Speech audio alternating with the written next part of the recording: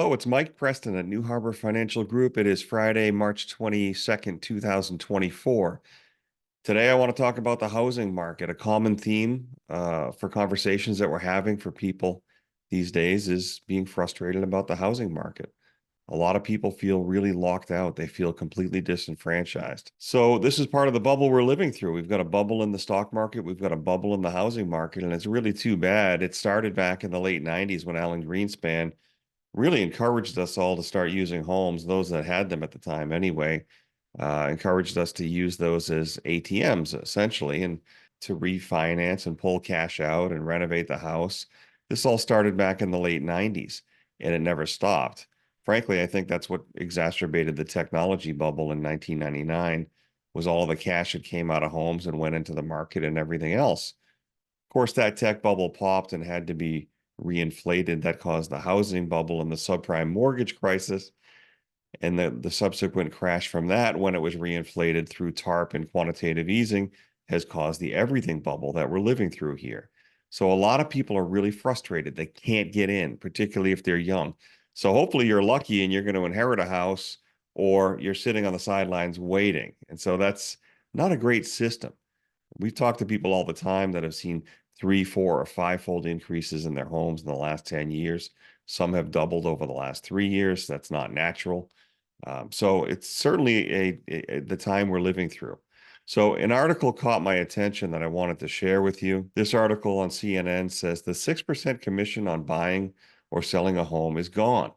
So the National Association of Realtors agreed to a settlement. This was several $100 million settlement. Now, the NAR hasn't wanted the 6% real estate commission to go anywhere. It really served them. It served the realtors. But if you think about it, a handful of years ago, or maybe 2 decades ago, 3 decades ago, the average home price was $100,000. I'm just throwing that out there as a guess.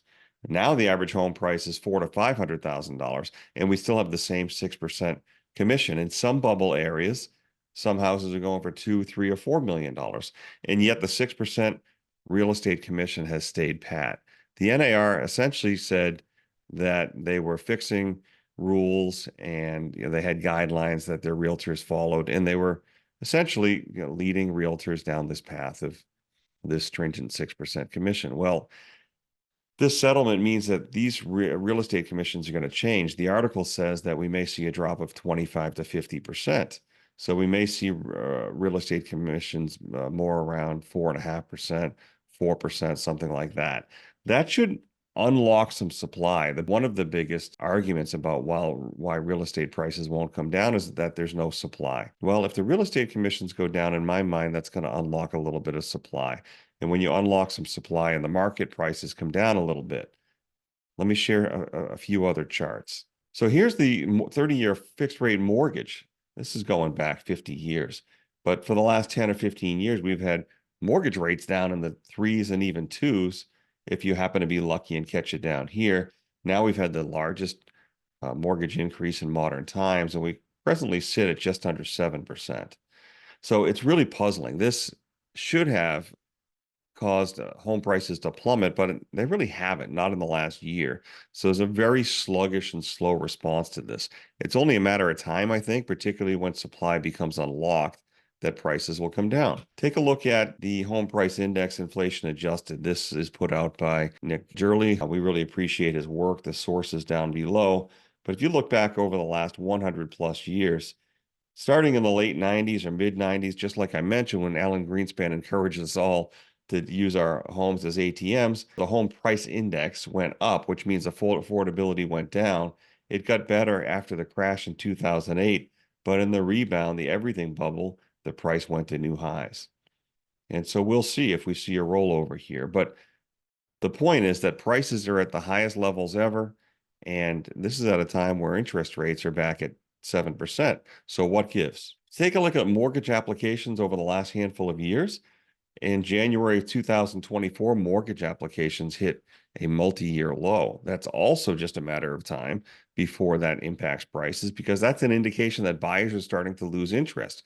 So all we have right now is cash buyers swapping with each other. Mortgage applications are low, prices are higher than ever, and mortgage rates are at 7%. So maybe the National Association of Realtor Settlement is going to mean something, particularly if commissions go down for buying and selling a home. Also, there's this bill out here in Congress, HR 1321. It's been out for about a year or so. It's sitting in committee, but this bill essentially says, let's raise the exemption on capital gains on home sales from 250,000 to 500,000 per person. So that's 250/500 for a single person and 500 or a million for a married couple. So if this is passed, this should unlock a lot of supply as well. I think it's only a matter of time before we see home prices come down. A lot of people are asking us saying, geez, I feel so, completely locked out and disenfranchised in this process. Should I just suck it up and buy? That's a personal conversation, but my opinion is if you're on the bubble, if you're out of the market, you don't have a home, and you've been out for a bunch of years, I would wait just a little bit longer. I think it's going to be 6 or 12 months, and we're going to see a difference here. Now, the stock market is also in a bubble. The stock market will probably top and roll over at some point this year. I would say that the housing market would be coincident with that, or maybe just after it. Again, happy to have a conversation with you about your personal situation.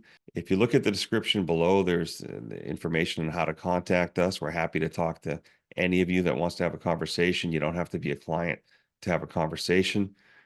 Reach out to us. Please subscribe to this channel, New Harbor Financial. If you want to send us an email, it's info@newharborfinancial.com. Happy to review with anybody. And until next time, thank you very much.